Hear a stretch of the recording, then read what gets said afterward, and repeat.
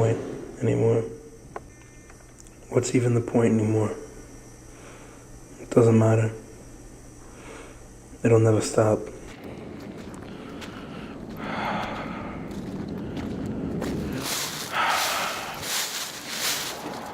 Right now, I'm just taking a shortcut through the park, get to my girl's house, Lauren.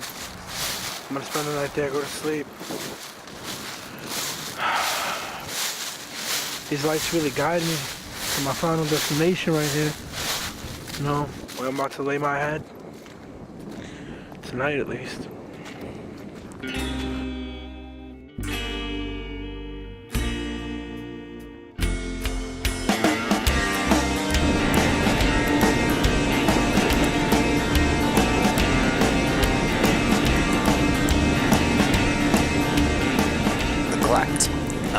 Neglect is the absence of basic needs. Food, nurturance, housing,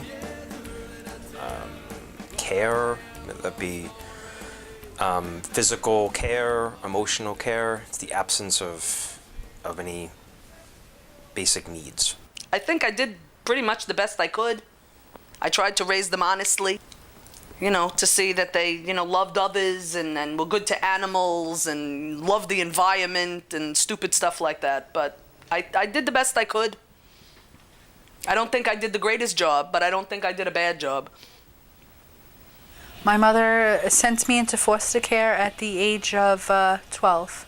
12? I thought it was older than that. Wow. 12. Insane. I stayed in foster care for 2 years until I finally took off at 14 on my own. I've been on my own since. I'm now 27 years old. When I found out Mommy was pregnant with you, I was very angry.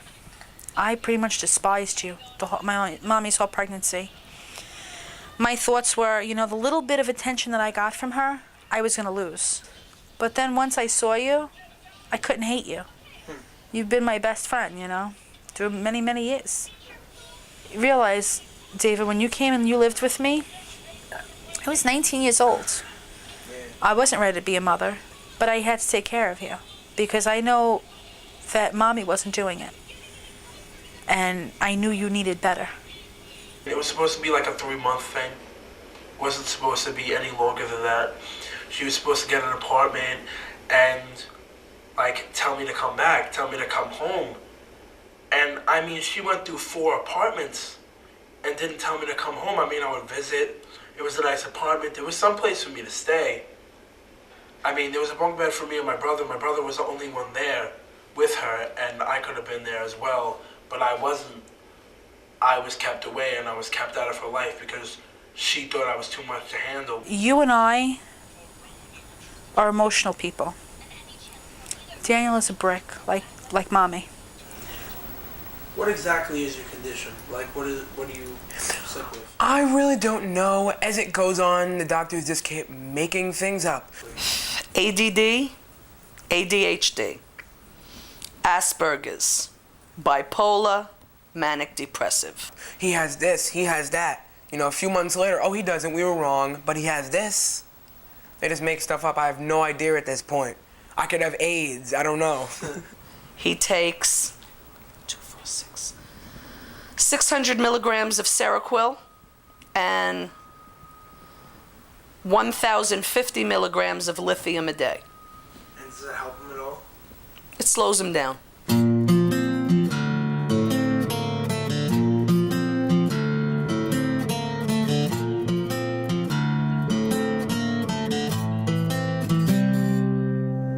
See, this is how I feel.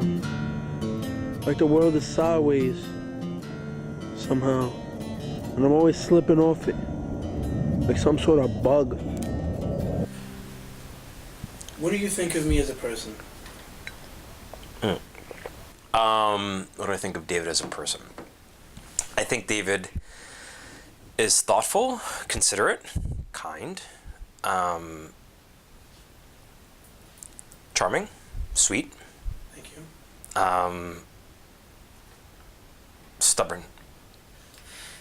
Stubborn, very stubborn sometimes. Smart, intelligent, savvy. We used that word a couple weeks ago. Remember that word? Savvy. We use savvy. And David's had to be savvy because He's had to raise himself for the most part.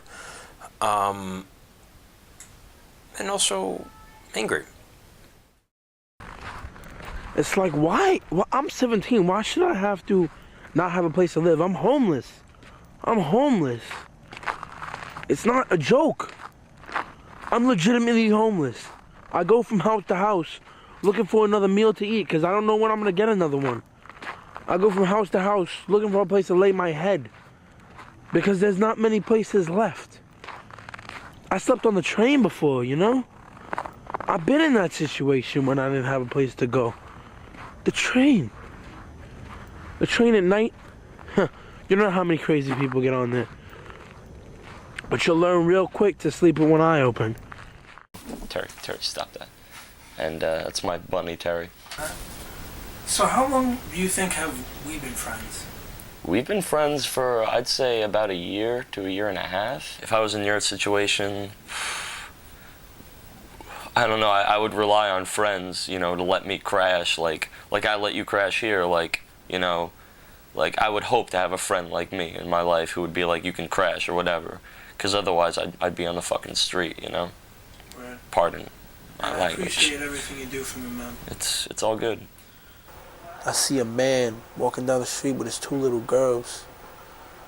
And I really see that. I see that love. I see that connection.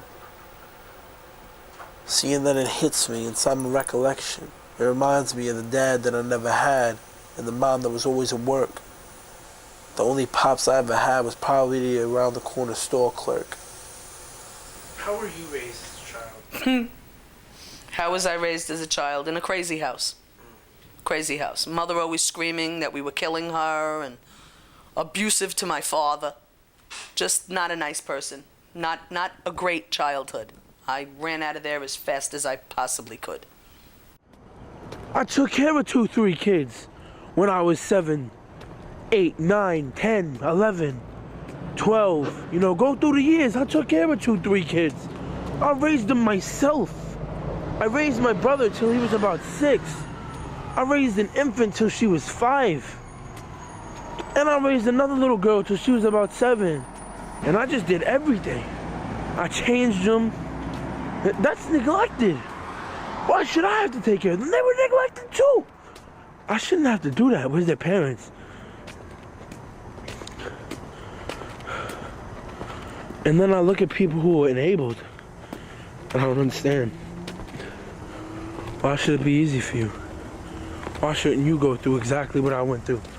Why should you get the shit that you need? You know? I'm not jealous, but I'm feeling it. And I just want it to stop.